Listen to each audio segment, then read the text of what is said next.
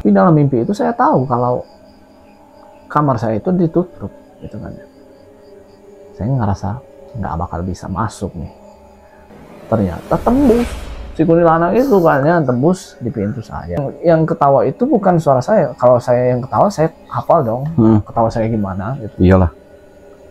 Itu ketawa itu bukan saya. Mulut saya nggak gerak, tapi dalam sini sampai sini tuh ketawa. Gitu kan. Di sini tuh sesek. Kayaknya dia nggak berhasil menguasain badan saya. Tapi ada satu malam, satu momen dia itu sampai yang namanya hubungan itu. Sampai ya pas dia bangun dari mimpi itu, dia dengan yang mimpinya seperti itu, ya basah. Iya. Basah.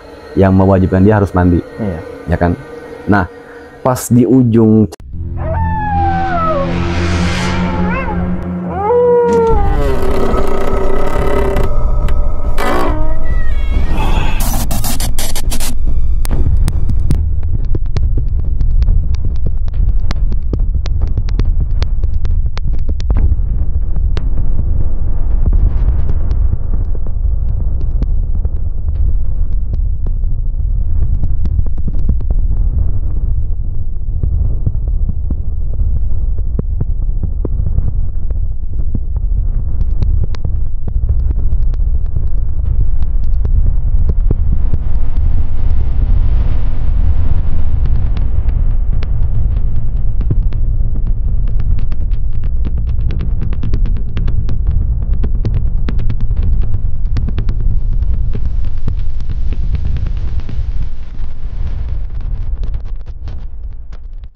Tapi yang ingin saya tanya, sebelum ke Kuningan, Bang Nurdin pernah kemana dulu?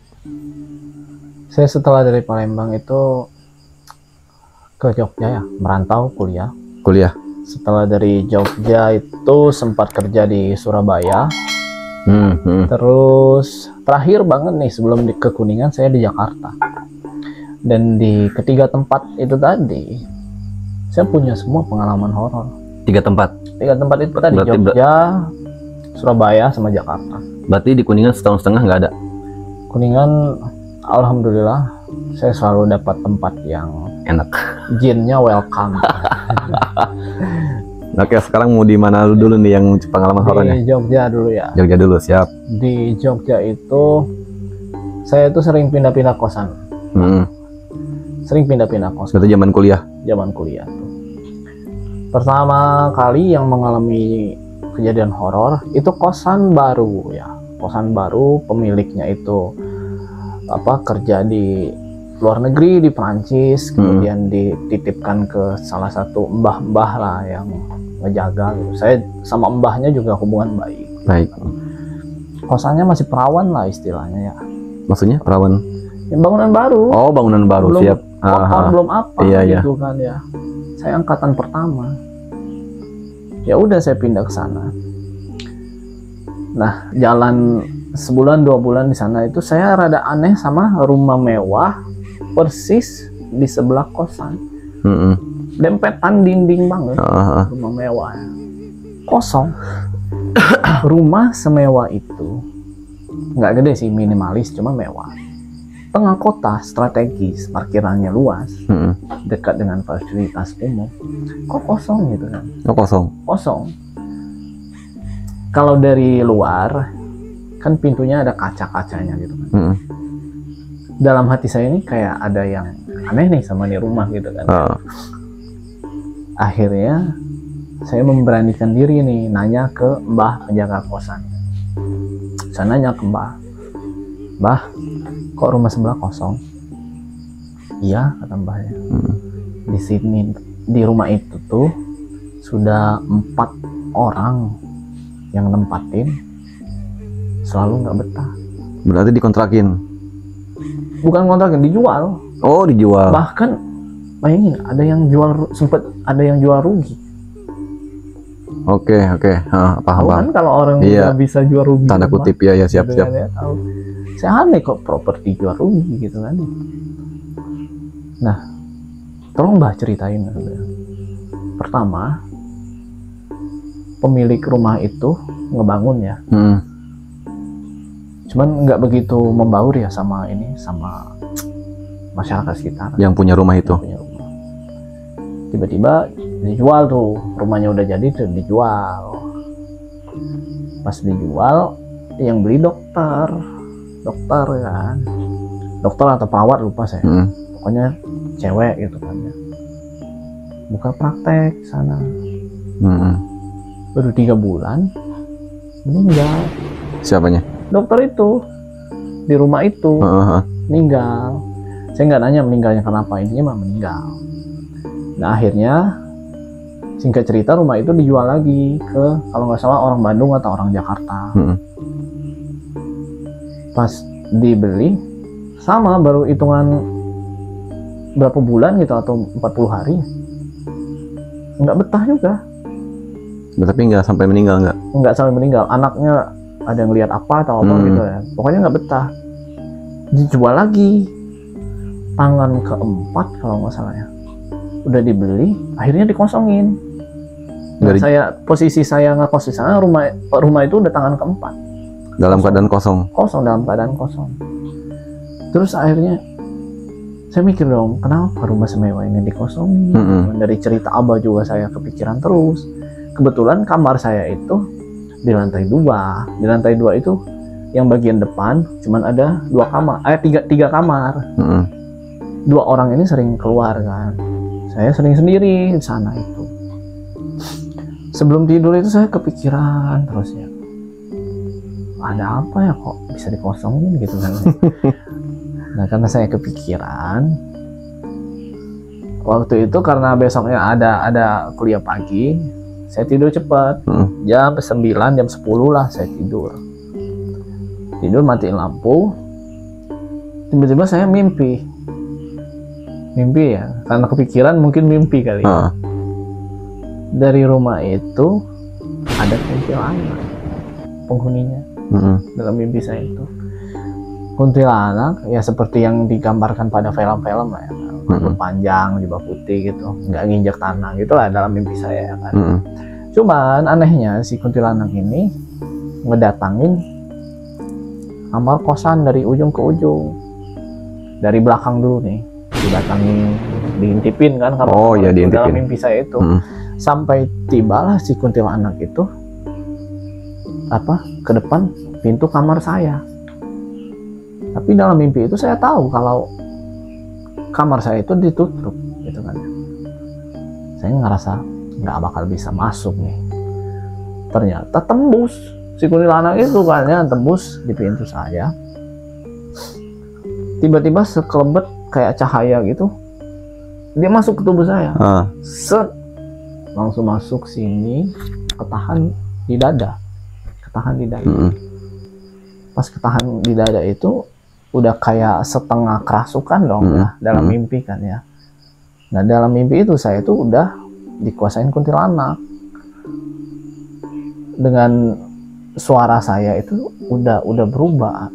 Saya itu ngomong itu udah ngikik kayak kuntilanak, kayak cewek gitu, ketawa gitu ya, ketawa gitu kan. Itu dalam mimpi, dan itu berlangsung cukup lama gitu kan ya. Akhirnya saya kebangun. Saya kebangun dengan posisi saya itu masih ketawa kuntilanak, sumpah. Kebawa bangun itu. Dan yang ketawa itu bukan suara saya. Kalau saya yang ketawa, saya hafal dong ketawa saya gimana gitu. Iyalah. Itu ketawa itu bukan saya, mulut saya nggak gerak, tapi dalam sini sampai sini tuh ketawa gitu. Di sini tuh sesek, kayaknya dia nggak berhasil menguasain badan saya. Saya langsung saya giniin kan, langsung saya giniin gitu kan, saya giniin, sesek banget kayak abis maraton berapa kilo gitu kan. Sesek banget. Saya nyalain lampu. Astagfirullahaladzim, baca Al-Falaq, An-Nas, Al-Ikhlas ya. Saya giniin terus saya bilangin di kamar itu, saya bilangin gini, saya nggak ganggu Anda. Saya di sini nggak berbuat jorok, saya di sini nggak ada niat buruk, tolong kita masing-masing. Saya bilang gitu. Setelah itu saya sholat 2 rakaat. Akhirnya dengan badan yang masih gemeter, nafasnya masih sesak, saya tidur lagi. Dan alhamdulillah setelah itu nggak ada lagi gangguan. Jadi cuman itu aja perkenalannya di kosan baru itu ya. Nah, tapi ada kelanjutannya setelah itu, bukan di kosan ini. Saya kan pindah kosan. Karena apa ya, kalau istilah orang itu, kalau kita udah pernah coba dimasukin sekali kayak udah kebuka gitu. Iya. Jadi saya main nih ke kontrakan teman saya nih. Pas main ke kontrakan teman saya, kebetulan kontrakannya memang rada horor. Orang-orang pada kumpul sesek di ruang tengah. Ya, asap rokok, orang banyak kan sesek. Akhirnya saya ngambil gitar, saya keluar ke teras sendiri. Pas saya keluar mau nyanyi nih, suara nyanyi saya itu baru mau ngeluarin suara, bukan suara saya, suara kuntilanak yang dulu sempet masukin saya, sumpah. Itu saya langsung langsung gitu lagi ya. Kayaknya udah lost nih gitu kan, gampang banget kuntilanak masuk, tapi cuma sebatas sini tenggorokan sini doang. Berarti itu di kontrakan yang lain? Kontrakan yang lain. Langsung gitu kan. Nah setelah itu kayaknya nggak bener nih gitu kan ya. Nah pindah lagi saya karena mengalami itu tadi kan, saya pindah lagi kontrakan. Dan pas pindah kontrakan lagi, saya milihnya yang daerah sawah-sawah tuh, jauh dari perkampungan, jauh dari tengah kota. Pas datang kosannya bagus tapi kok sepi, terpencil gitu kan ya. Bapak kosnya itu pernah baca nggak kalau apa indikasi orang yang melihara tuyul? Pernah baca? Ya kayak gitu lah, terindikasi ke arah sana. Cuma saya nggak mau ngejudge ya, mungkin saya enggak gitu. Nah satu ketika malam nih, jam 11 malam, saya udah mau tidur. Pas mau tidur, saya kan melihara kucing nih. Kucing mau saya masukin dulu nih, tapi kucingnya nggak ada, main entah kemana kan ya. Dipanggil nggak ada. Ya udahlah saya tidur gitu kan. Sambil masih mikirin kucing tadi, aduh kemana ya kucing saya gitu kan ya. Ya udah saya tidur. Pas tidur nggak lama, sekitar sejam 2 jaman lah, saya dengar kucing saya dari depan pintu tuh mau masuk, ngew gitu kan ya, mau masuk. Tapi saya, yang namanya kita baru tidur ya kan malas banget. Aduh ini udah malam ini kamu tidur aja dulu di luar gitu kan. Salah sendiri tadi dipanggil nggak ini. Aduh malas banget, tapi di satu sisi juga kasihan gitu kan ya. Saya miring ke kanan, posisi pintu kosan saya di sebelah sini. Akhirnya setelah mikir-mikir, udahlah bukain aja si kucing. Set, pas saya mau bangun, kaget saya. Depan pintu tuh ada orang. Depan pintu? Iya, depan pintu kosan saya itu ada orang yang mau ngebukain pintu, yang mau ngebukain si kucing ini. Berarti posisi itu orang di dalam? Di dalam kamar aku. Dan secara bentuk dia botak tuh. Secara postur ya hampir sama kayak aku nih. Tingginya tuh. Tapi dia itu mondar-mandir kayak orang bingung gitu. Kayaknya dia mau ngebukain pintu tapi ngelihat ada aku kayaknya gitu kan. Jadi mondar-mandir ya. Terus aku lihat lah.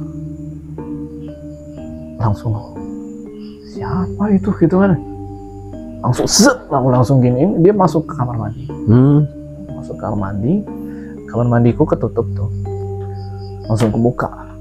Hei, siapa kamu? Bilang gitu. Pengajar masuk ke kamar aku, bilang gitu kan. Aku tutup lagi, kucing kebukain. Berarti itu orang ngilang tuh, gitu aja? Ngilang di dalam kamar mandi. Ngilang. Akhirnya aku nggak mikir lagi. Mungkin halusinasi aja. Saya nggak mikir kosan itu angker. Nah puncaknya saya tahu kosan itu angker. Aku kenalan nih sama cewek kan ya. Kenalan, terus si cewek ini cerita-cerita dia indigo. Nah kalau indigo, aku mau ngetes nih ke kosan aku bilang kan ya. Ke kosan, waktu itu habis jalan-jalan dari Malioboro jam 1 ya. Jam 2 malam, ke kosan dulu aku bilang kan, aku mau ngambil jaket, aku bilang. Jangan ah, kata dia kan, nanti apa kata orang gitu-gitu lah ke kosan cowok. Siapa juga yang mau masukin kamu ke kamar, aku bilang. Kamu tunggu dulu di depan gerbang, aku bilang. Jaketku pun posisinya di gantungan di luar, bilang gitu kan. Nah akhirnya sampai ke kosan, motorku taruh di parkiran, si cewek itu tetap di parkiran. Aku ke depan kamar, di gantungan ngambil jaket. Pas aku habis ngambil jaket, tiba-tiba si cewek ini ngampirin aku. Kata dia, kayaknya kosan kamu nggak beres deh, kata dia gitu kan. Oke. Nggak beres kenapa? Udah jangan di sini, kata dia. Ayo kita cepat-cepat, kata dia kan. Ya udah, ayo, aku bilang kan. Pas di parkiran, di samping parkiran kebetulan ada kamar kosong. Itu ada orangnya, cuman orangnya jarang pulang.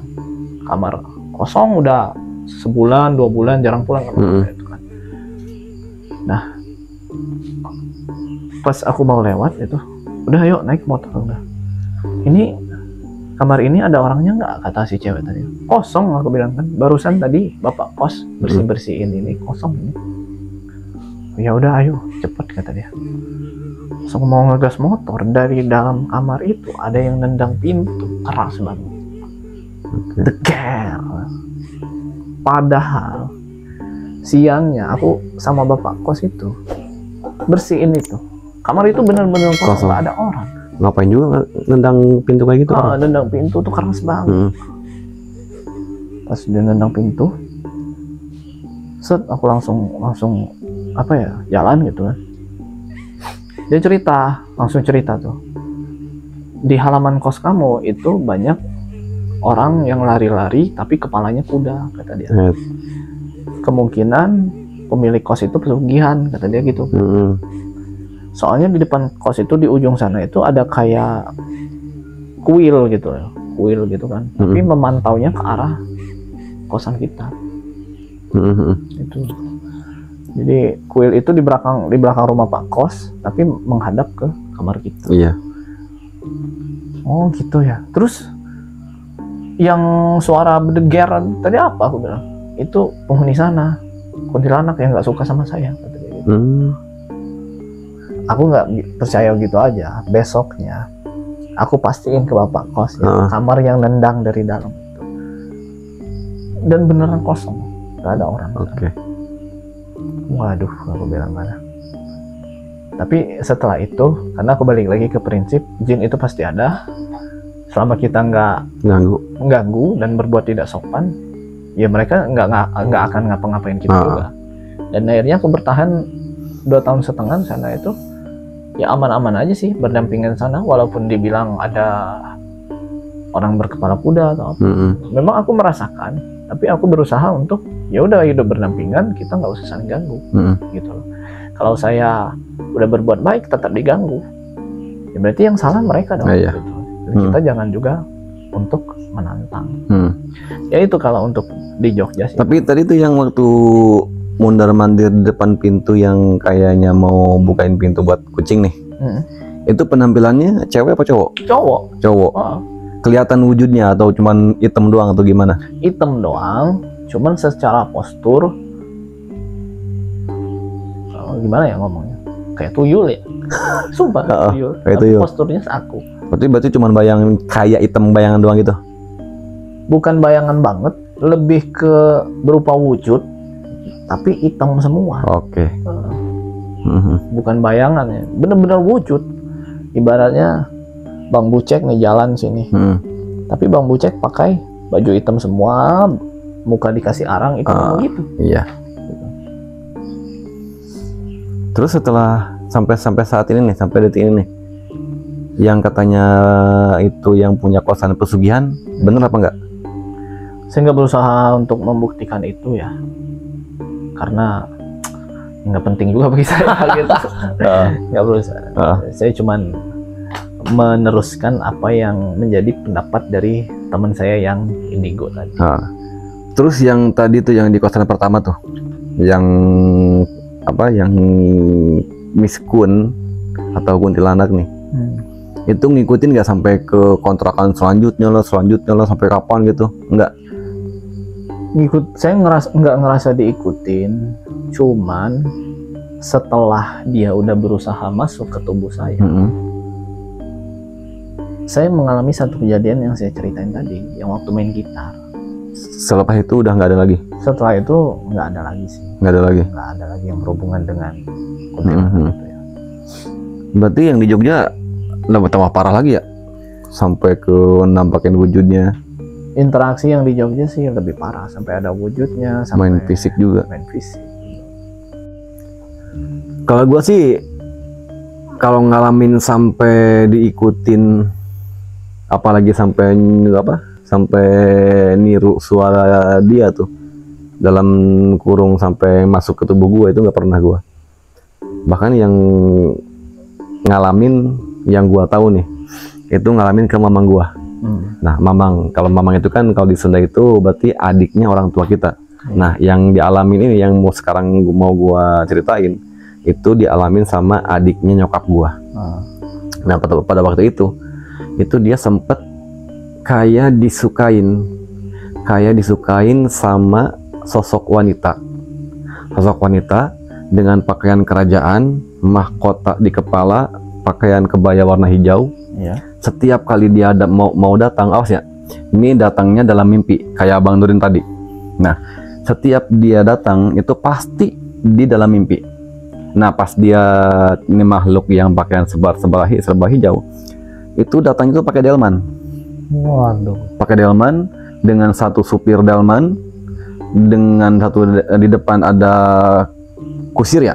Iya. Nah, kusir delman, terus itu makhluk cewek di belakang kusir itu dengan dua pendamping sama wanita juga. Ajudannya kali ya gitu. Kenapa gue bisa tahu? Ini sesuai yang diceritain sama mamang gue. Nah, pernah satu waktu kayak gini, dia lagi tidur.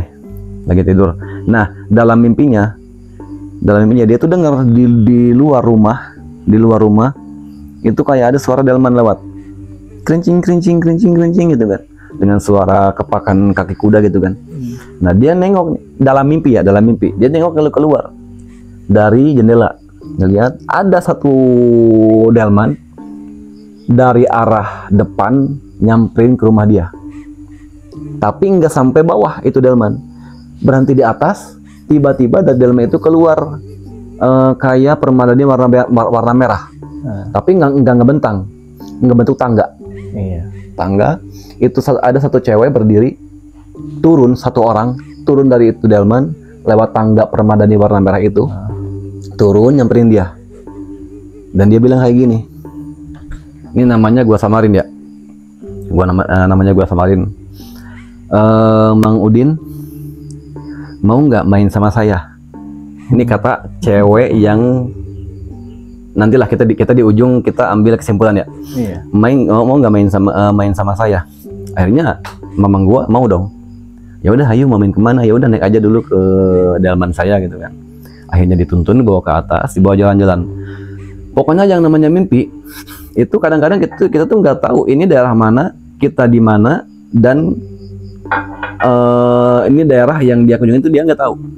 Dia dibawa jalan-jalan kemana-mana terus agak lama, terus dipulangin lagi.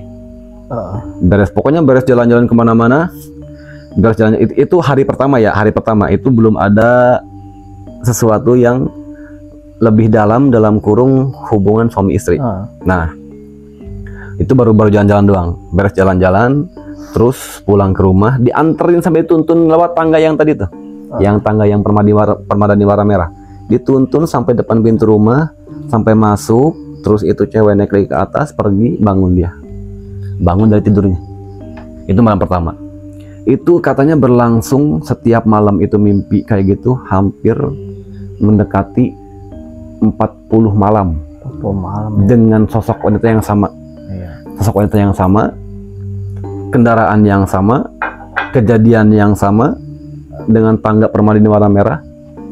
Tapi ada satu malam, satu momen, dia itu sampai yang namanya hubungan itu. Sampai ya pas dia bangun dari mimpi itu, dia dengan yang mimpinya seperti itu, ya basah. Basah, yang mewajibkan dia harus mandi. Ya kan? Nah, Pas di ujung cerita dia menjalin kasih sama itu sosok, dia bilang ke orang tuanya, Bu, ini Udin udah hampir sebulan lebih, ini Udin selalu dimimpiin sama sosok wanita dengan ciri-ciri yang tadi. Ibunya kaget. Kenapa? Karena dia tuh berpikir mungkin ini yang namanya penguasa Laut Kidul. Iya. Pengen munduh mantu anak gua, kata ibunya nih Udin. Nah akhirnya gimana nih, ibunya nggak diam aja, dia langsung pergi ke orang pintar, mungkin kiai ya, terus minta solusi, ini anak saya kayak gini gitu kan. Bener, ternyata ini yang menyukai anaknya si ibu, yaitu penguasa laut itu. Akhirnya diobatin. Cara ngobatinnya kalau nggak salah nih, kalau nggak lupa ya, itu si kiai, si ustadz itu saking ya mungkin hebat lah ilmunya, sampai ini si Udin disuruh tidur dulu, terus dia masuk ke dalam mimpinya. Masuk ke dalam mimpinya buat ngusir itu. Ngusir, pokoknya intinya kamu jangan pernah ngeganggu ini anak lagi. Kamu beda alam kalian, dan ini juga alam saya. Jangan pernah kalian mengganggu umat manusia. Gitu kan. Ya udah, dari sana udah nggak ada gangguan lagi sampai sekarang. Udah mungkin kata gaulnya putus. Ya, dipisahkan oleh keadaan. Iya gitu dia lah. Cinta tak direstui. Oke, tadi yang disampaikan Bang Bucek bahwa memang beliau sempat disukain, ada hubungan mistis berkaitan dengan orang-orang sosok kerajaan gitu kan, ratu gitu. Saya juga pernah, Bang. Tapi ini nggak sampai ke kayak ratu penguasa, enggak. Tapi sosok ini kayak orang-orang kerajaan gitu. Waktu di Gunung Arjuno. Iya, di Jawa Timur. Tahun berapa tuh kira-kira? 2021. Kemarin dong.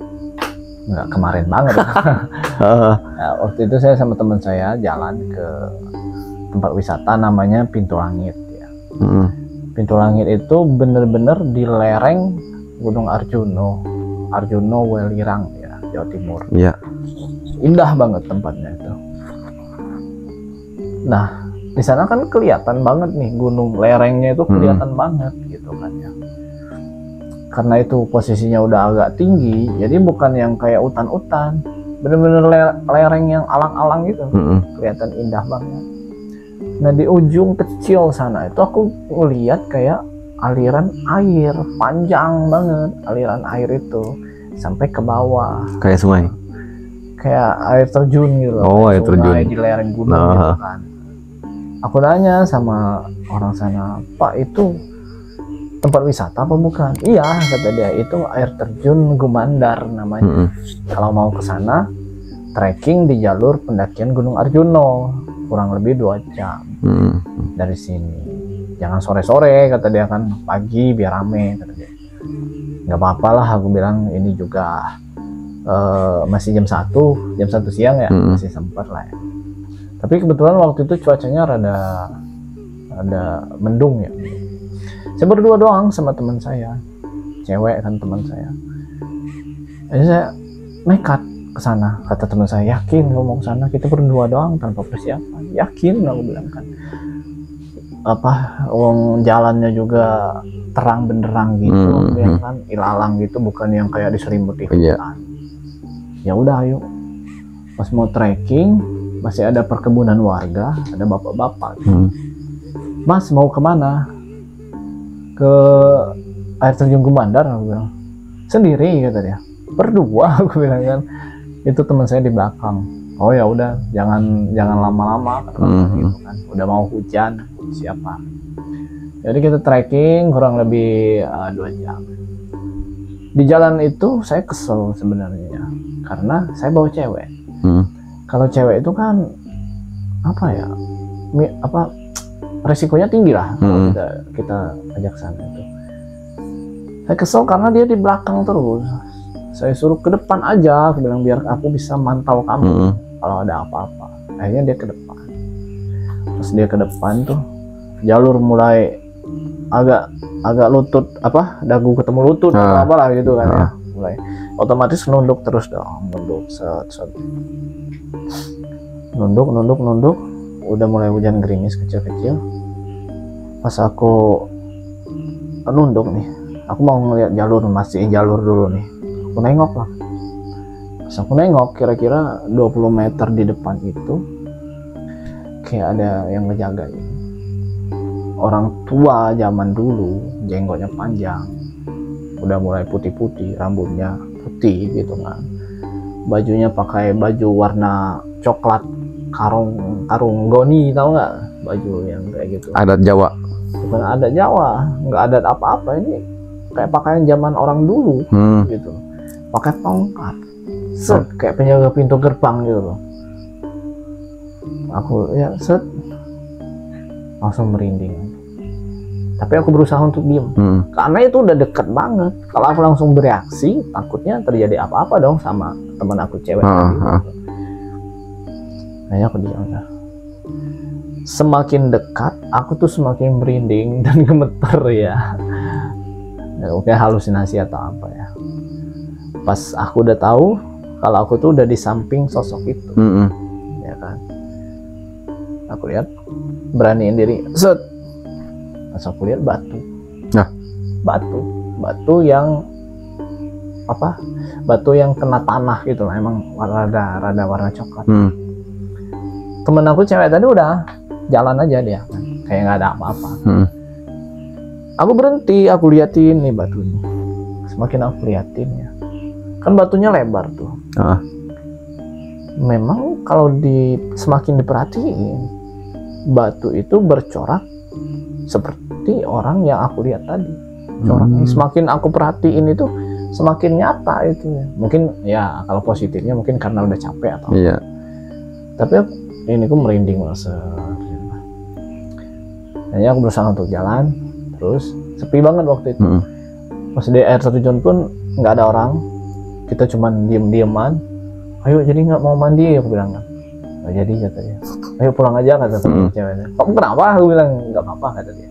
Ya udah ya pulang.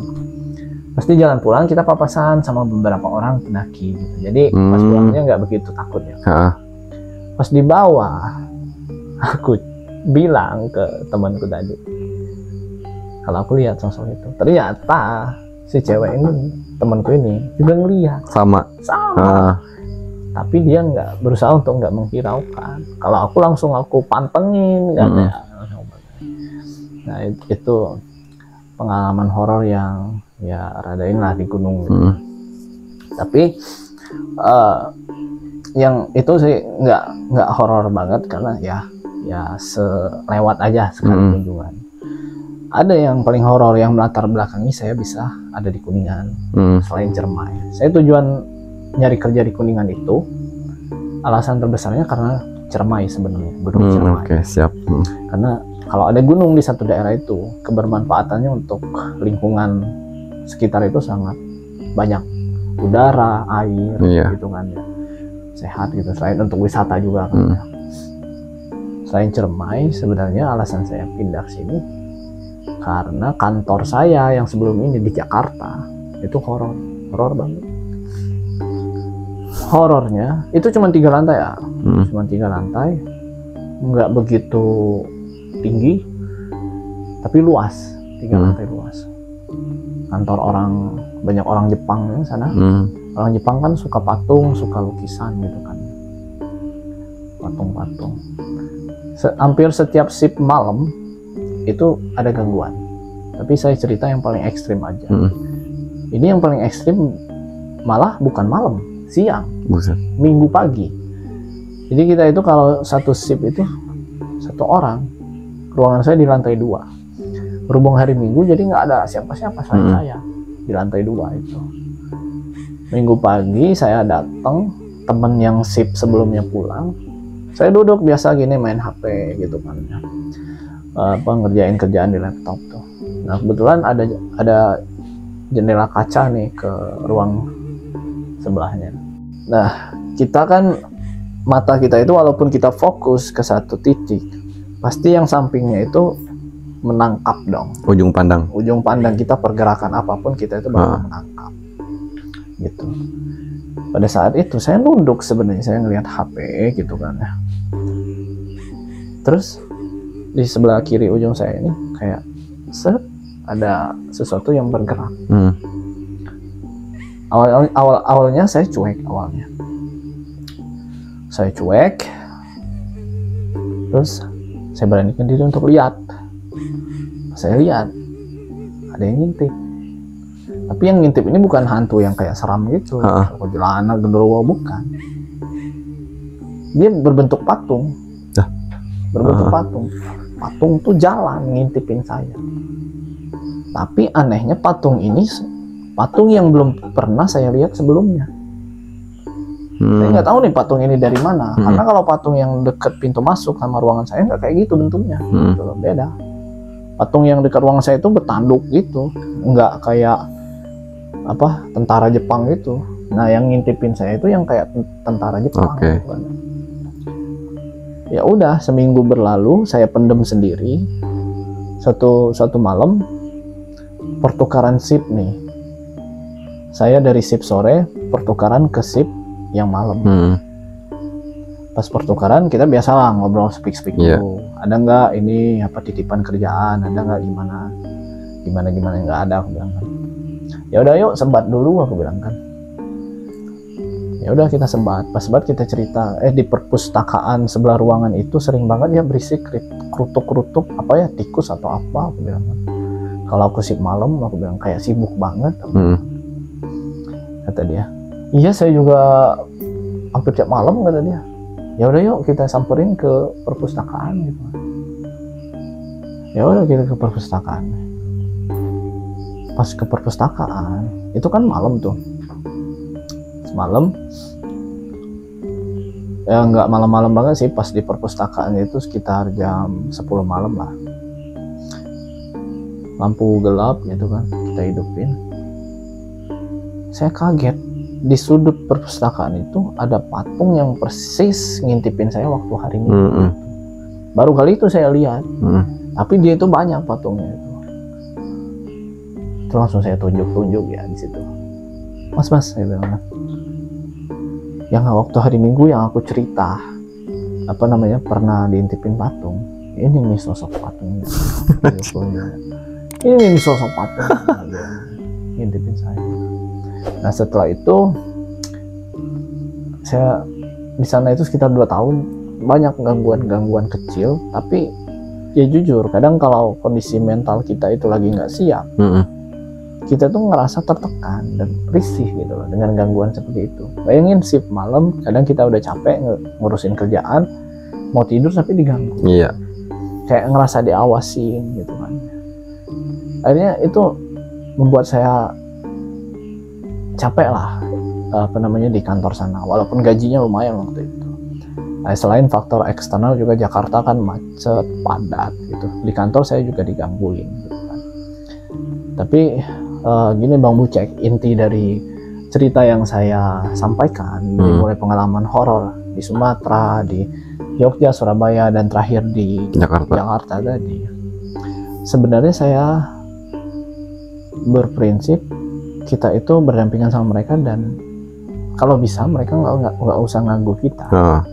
Dan kita pun dimanapun tempat ya harus menghormati seperti kita menghormati manusia pada umumnya. Gitu. Jadi jangan sembarang gitu, apalagi kayak di gunung kan ya. Di gunung. Jadi untuk beberapa tokoh lokasi yang saya sebutkan, apalagi sosok yang sudah meninggal, bukan bermaksud untuk menjelekkan, saya cuma menceritakan, saya juga nggak nyebut nama. Jadi kalau ada yang saya ceritakan orang yang udah meninggal ya, saya berharap semoga diampuni dosanya. Amin. Cuman yang saya ganggu mungkin itu jelmaan jin ya kan, yang berusaha untuk mengacaukan iman dan iman manusia gitu ya. Pokoknya dari cerita saya berharap penontonnya Bang Bucek, ya ambil yang baiknya, buang yang buruknya, kita sharing aja. Begitu Bang. Oke sob, mungkin sekian dulu untuk sharing horor kita kali ini. Intinya kita harus ingat pesan dari Bang Nurin bahwa mereka itu ada di sekitar kita, tapi bukan untuk ditakuti, tapi untuk dihormati, dan kita harus bisa hidup berdampingan sama mereka, harus saling menghormati dan saling menjaga tata krama.